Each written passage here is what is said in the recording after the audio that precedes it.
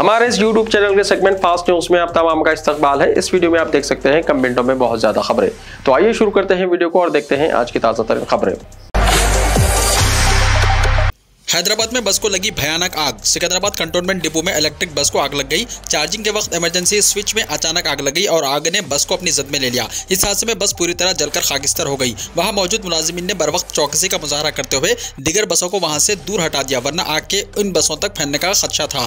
फौरी तौर पर फायर इंजनों को तलब करके आग बुझाई गई। इस हादसे में किसी के जख्मी होने की कोई इत्तला नहीं है। हैदराबाद के उस्मानिया हॉस्पिटल में जिगर के ट्यूमर को निकालने ल्यूपरस्कोपी तरीके के जरिए कामयाब सर्जरी की गई। तेलंगाना के सरकारी अस्पताल में पहली मरतबा हैदराबाद के उस्मानिया हॉस्पिटल के सर्जन्स की टीम ने एक बड़े ट्यूमर को निकालने के लिए ल्यूपरस्कोपी तरीके के जरिए कामयाब पेचीदा सर्जरी की। अस्पताल के सर्जन्स ने 31 साल खातून, जिसकी शनाख्त हैदराबाद के रहने वाली एम वानी के तौर पर की गई है, इनकी ये सर्जरी अंजाम दी। इस खातून के जिगर में एक बड़ा ट्यूमर था।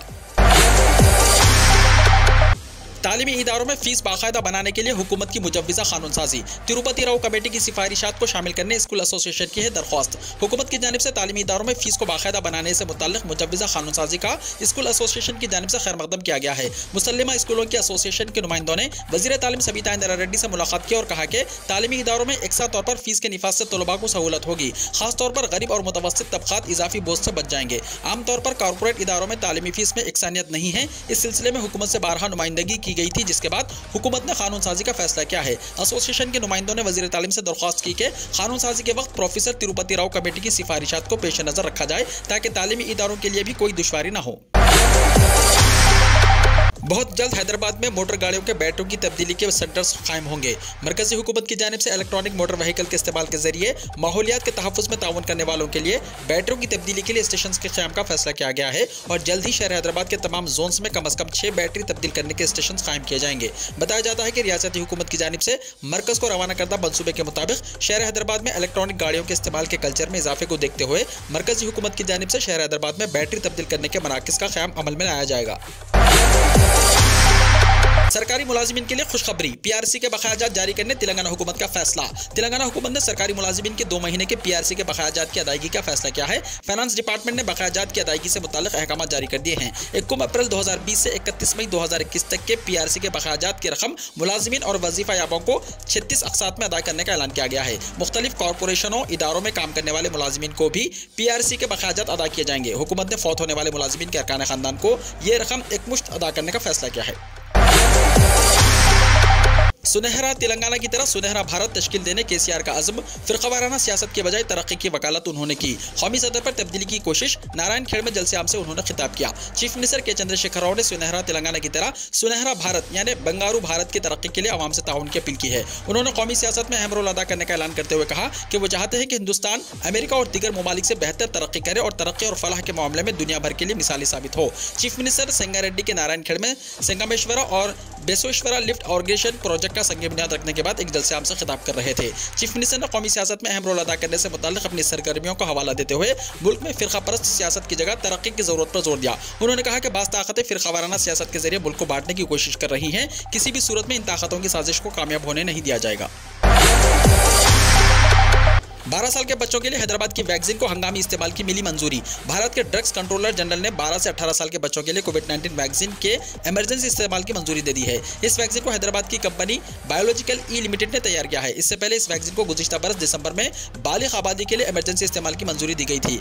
कोर्बेवैक्स वैक्सीन की 2 डोज 28 दिन के वक्फे से दी जाती है और इसे 2 से 8 डिग्री सेल्सियस दर्जे हरारत पर रखा जाता है।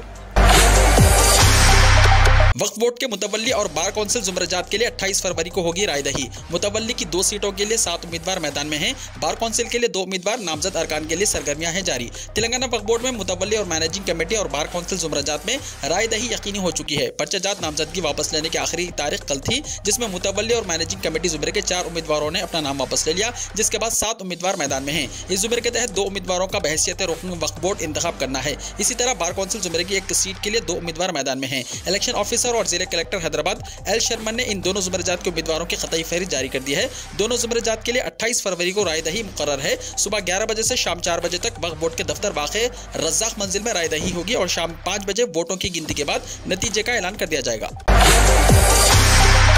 प्रॉपर्टी टैक्स के डिजिटल अदायगी की सहूलत फराहम करने के लिए जीएचएमसी का इकदाम। ग्रेटर हैदराबाद म्युनिसिपल कॉर्पोरेशन ने जायदाद टैक्स अदायगी में मजीद सहूलत और आसानी पैदा करने के लिए एक अहम फैसला किया है। चुनांचे जीएचएमसी के इंफॉर्मेशन टेक्नोलॉजी यानी आईटी शोबे की जानिब से जल्द ही UPI payment, QR code, PhonePe, Paytm और दीगर मोबाइल वॉलेट से अदायगी टैक्स की सहूलत फराहम की जाएगी। जीएचएमसी वेबसाइट के जरिए टैक्स अदा करने के अलावा शहरी माई जीएचएमसी मोबाइल एप्लीकेशन और सिटीजन सर्विस सेंटर्स के जरिए भी प्रॉपर्टी टैक्स अदा कर सकते हैं। हैदराबाद में लारियों को लूट लेने वाली बैन रियासती टोली हुई गिरफ्तार। हैदराबाद की रच्चाकुंडा पुलिस ने टायरों के लोड वाली लारियों को निशाना बनाते हुए उन लारियों को लूट लेने की वारदातों में मुलविस बैन रियासती गिरोह को गिरफ्तार कर लिया। कमिश्नर पुलिस रच्चाकुंडा महेश भागवत ने मीडिया को बताया कि CCS LB Nagar team IT cell ने रच्चाकुंडा पुलिस के साथ मिलकर यह मुश्तरका कार्रवाई अंजाम दी। मुलजिमिन की शनाख्त मेवात हरियाणा के रहने वाले 27 साल जमशेद खान उर्फ जिमी, याकुतपुरा हैदराबाद के रहने वाले अफरोज अली खान, रैन बाजार चमन हैदराबाद के रहने वाले सैयद बासित हुसैन, रैन बाजार चमन हैदराबाद के ही रहने वाले कमाल के तौर पर की गई है, जबकि हरियाणा के राहिल खान और आजाद मफरूर बताए गए हैं। कमिश्नर पुलिस ने कहा कि जमशेद, राहिल और आजाद टायरों की फैक्ट्रियों और गोदामों पर ठहराई जाने वाली लारियों का जायजा लेते और इनमें सफर करते हुए हथियारों से ड्राइवरों को डरा धमकाकर उनको लूट लिया करते थे। बाद लूटे गए माल को कम कीमत पर फरोख्त कर दिया करते थे। बारातियों से भरी गाड़ी खाई में गिर पड़ी, 14 की मौत। उत्तराखंड में बारातियों से भरी गाड़ी खाई में गिर पड़ी। इस हादसे में 14 अफराद हलाक हो गए, जबकि ड्राइवर समेत 2 अफराद शदीद जख्मी हो गए। पुलिस ने बताया कि टंगपुर चंपावत कौमी शाहराह से मुंसलिक सूखे डांग डंडा मीनार रोड पर सुबह के अव्वली सातों में तकरीबन 3:30 बजे गाड़ी में 16 अफराद सवार थे। गाड़ी में सवार तमाम लोग चंपावत जिले के कंकनई गाँव के रहने वाले लक्ष्मण सिंह के बेटे मनोज की शादी से वापस हो रहे थे कि यह हादसा पेश आया। मजीद तफसीलात का इंतजार है। वज़ीर आज़म नरेंद्र मोदी ने इस हादसे पर गहरे रंज का इजहार किया है। कर्नाटक का हिजाब मामला। कैंपस में हिजाब पर पाबंदी नहीं है, ये सिर्फ क्लासरूम्स के लिए है, एडवोकेट जनरल ने हाईकोर्ट में कहा। कर्नाटक हाईकोर्ट रियासत के तालीमी इदारों में हिजाब पर पाबंदी को चैलेंज करने वाली मुख्तलिफ दरख्वास्तों पर समाअत कर रही है। समाअत के दौरान एडवोकेट जनरल ने कहा कि कैंपस में हिजाब पहनने पर कोई पाबंदी नहीं है, ये सिर्फ क्लासरूम्स के दौरान है। कर्नाटक में हिजाब तनाज़े को लेकर हाईकोर्ट में रोजाना समाअत हो रही है। मंगल को समाअत के दौरान रियासती हुकूमत की तरफ से एडवोकेट जनरल ने कहा कि हमारे पास कर्नाटक तालीमी इदारों के तौर पर एक कानून यानी दर्जाबंदी और रजिस्ट्रेशन कवानीन मौजूद हैं। यह कायदा मखसूस टोपी या हिजाब पहनने से मना करता है।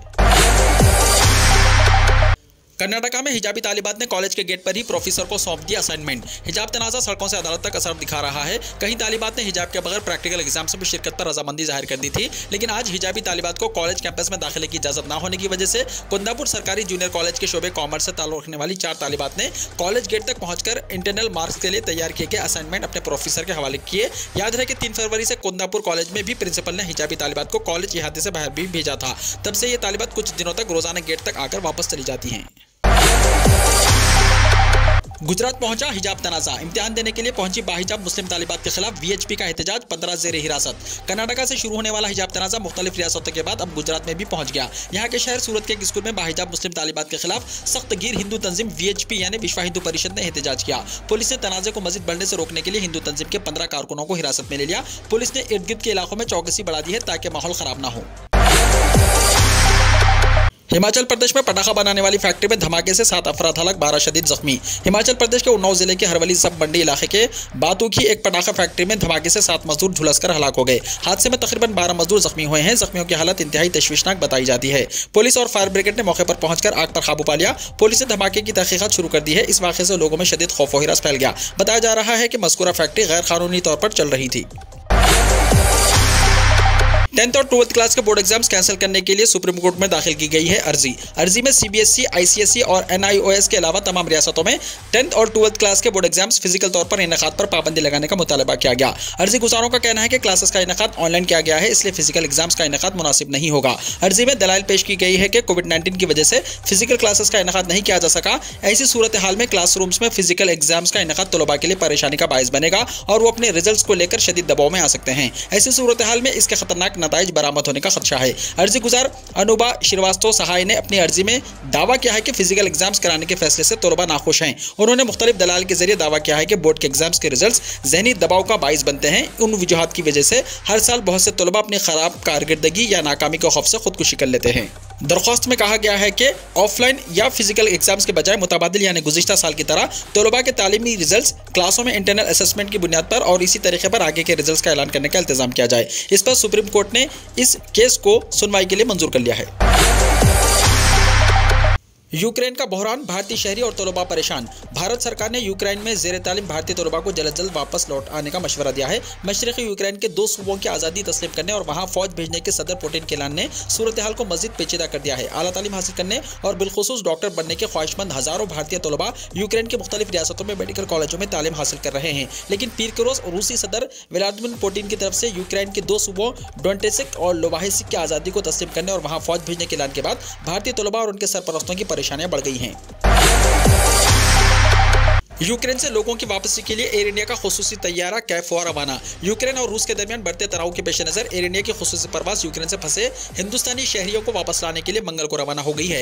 यह इन 3 परवाजों में से पहली है जिसका एयर इंडिया ने गुज़िश्ता हफ्ते इंडिया यूक्रेन को चलाने के लिए ऐलान किया था। एयर इंडिया की यह खुसूसी परवाज सुबह 7:30 बजे दिल्ली से रवाना हुई है और तकरीबन 10:15 बजे वापस आने की उम्मीद है। एयर इंडिया की अगली फ्लाइट 24 और 26 फरवरी को यूक्रेन से हमवतनों को वापस लाने के लिए उड़ान भरेगी। अखिलेश यादव के जलसे आम में हंगामा, मंच और हेलीपैड की बैरिकेडिंग तोड़ दी गई। उत्तर प्रदेश में असेंबली इंतखाबात को लेकर चल रहे हंगामे के दरमियान उस वक्त खौफ और हिरास का माहौल पैदा हो गया जब समाजवादी पार्टी के सदर अखिलेश यादव के इजलास में जबरदस्त हंगामा मचा।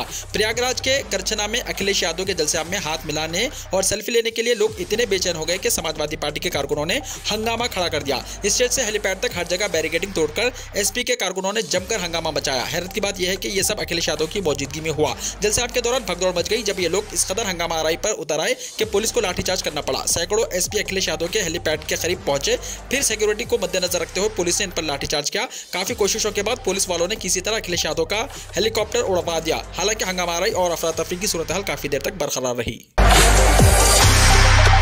चित्रकूट की तमाम सीटें एसपी इत्तेहाद को मिलेंगी, अखिलेश यादव ने कहा। समाजवादी पार्टी के कौमी सदर अखिलेश यादव ने मंगल के रोज चित्रकूट में इंतखाबी रैली से खिताब करते हुए कहा कि चित्रकूट जिले के तमाम सीटें समाजवादी पार्टी इत्तेहाद को मिलने वाली हैं। उन्होंने कहा कि चित्रकूट के लोग वोट देकर बीजेपी को चोट देंगे। बीजेपी के लोग कहते हैं कि वो गर्मी को निकाल देंगे। पहले दूसरे मरहले की वोटिंग के बाद उनके रहनुमाओं को सर्दी लग रही है। कोरोना से मुतासिर मरीजों की तादाद में कमी, गुज़िश्ता 24 घंटों में 13,405 नए मरीज। मुल्क में कोरोना वबा की रफ्तार बतदरीज कमजोर होती जा रही है। मंगल की सुबह तक गुज़िश्ता 24 घंटों के दौरान मुल्क में कोरोना के 13,405 नए मरीज सामने आए हैं। इस दौरान कोरोना की वबा को शिकस्त देने वाले अफराद की तादाद 34,226 है, जबकि 235 कोरोना से मुतासिर मरीज की मौत हो गई है। मरकजी वजारत सेहत के मुताबिक मुल्क में कोरोना वायरस से सेहतयाब होने वालों की कुल तादाद 4,21,58,510 हो गई है। पंजाब पॉलिटिक्स टीवी पर पाबंदी आयत, सोशल मीडिया अकाउंट्स भी बंद। मरकजी वजारत इत्तलात और नशरियात ने मंगल के रोज Punjab politics TV website, social media accounts पर पाबंदी का हुक्म दे दिया। पंजाब पॉलिटिक्स टीवी का ताल्लुक सिख फॉर जस्टिस से बताया जा रहा है। सिख फॉर जस्टिस एक कालादुम खालिस्तानी तंजीम है। वजारत ने इंटेलिजेंस मालूमात की बुनियाद पर पंजाब पॉलिटिक्स टीवी के तमाम प्लेटफॉर्म्स पर पाबंदी आयद कर दी है। यूरोपीय यूनियन का यूक्रेन के लिए 1.2 अरब यूरो की मुआशी इमदाद का ऐलान। यूरोपियन यूनियन ने यूक्रेन के लिए 1.2 अरब यूरो की फौरी मुआशी इमदाद का ऐलान किया है। इस बात का फैसला आज यूरोपियन दारुल हुकूमत ब्रिल्स में मुनक्किद होने वाले यूरोपियन फॉर अफेयर्स काउंसिल के इजलास में किया गया। यूरोपियन कमीशन के मुताबिक इस इमदाद से यूक्रेन को इस बहरानी सूरत हाल में होने वाले मुआशी नुकसान से निपटने और अपने आप को मजबूत करने का मौका मिलेगा। इसके साथ ही यूरोपीय यूनियन ने अपने इस अज़्म को दोहराया कि वो यूक्रेन के साथ उसकी खुद मुख्तारी के लिए भरपूर ताउन के साथ खड़े हैं। अफ्रीकी मुल्क बर्किना फासो में सोने की कान के पास जबरदस्त धमाका, 60 अफराद हुए हलाक। मगरबी अफ्रीकी मुल्क बर्किना फासो में सोने की कान के पास जबरदस्त धमाका पेश आया। बर्किना फासो के गामुलारा में सोने की कान के सामने पेश आए धमाके में 60 अफराद हलाक हो गए हैं। हुक्काम ने बताया कि हादसे में 100 से ज्यादा दीगर शदीद जख्मी हुए हैं। मरने वालों की तादाद में मजीद इजाफे का खदशा है। मुकामी मीडिया रिपोर्ट्स के मुताबिक धमाका सोने को साफ करने वाले केमिकल से हुआ था। वीडियो को लाइक शेयर कीजिए और हमारे इस YouTube चैनल को सब्सक्राइब करते हुए इसके बेल आइकन को भी प्रेस कर लीजिए ताकि ऐसी ही ताज़ा तरीन खबरें आइंदा भी आपको मिलती रहे।